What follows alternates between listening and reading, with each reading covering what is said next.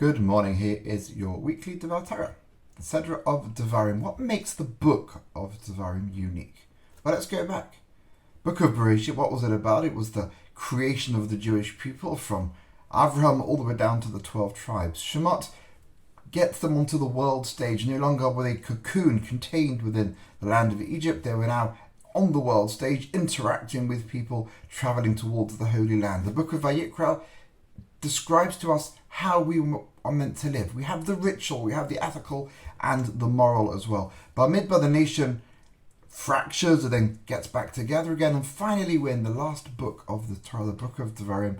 This is the nation who are going to fulfill the dreams that were given to Avraham at the beginning of his journey, that your descendants would live in this land. They were finally going to make it into the promised land. And what type of Torah do we need for living in our own land? Not some abstract theological discussions, some nation that will live detached from the rest of the world. No, we need a Torah that engages with the world, that deals with agriculture, that deals with justice, that deals with society, that deals with building up a community where there's a theocentric community where God's in the middle and the nation interacts with each other predicated on this concept.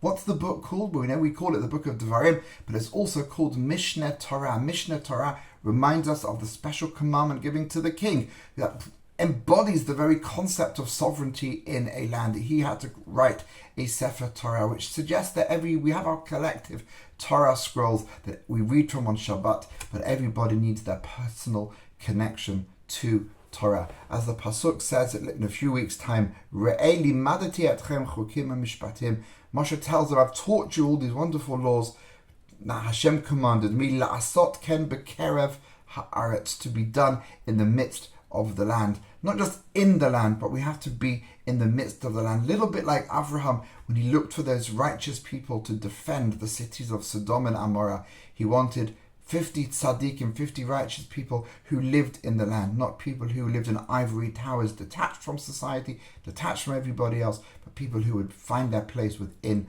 the community. So the challenge this week, when we listen to the Torah being read, is to think about what is the nature of our Torah study. Do we have both a communal and a personal relationship with the Torah? Is our Torah theoretical or is it practical? It ought to be a synthesis of both. We have to study Torah deeply to really understand its message, but we have to practice it on a personal level. Bekerev ha'aretz, in the land. Obviously, us living here in Chutz La'aretz in Manchester is a little bit more detached from the land. But our yearning this week especially should be to return back home and to have the merit to be able to practice the Torah in that personal capacity in all aspects. Only once we celebrate the Torah in all aspects of life, not just in shul, but in our communal activities as well, in our business life, in our interactions with every single person, does the grandeur of Torah really get expressed. Shabbat Shalom.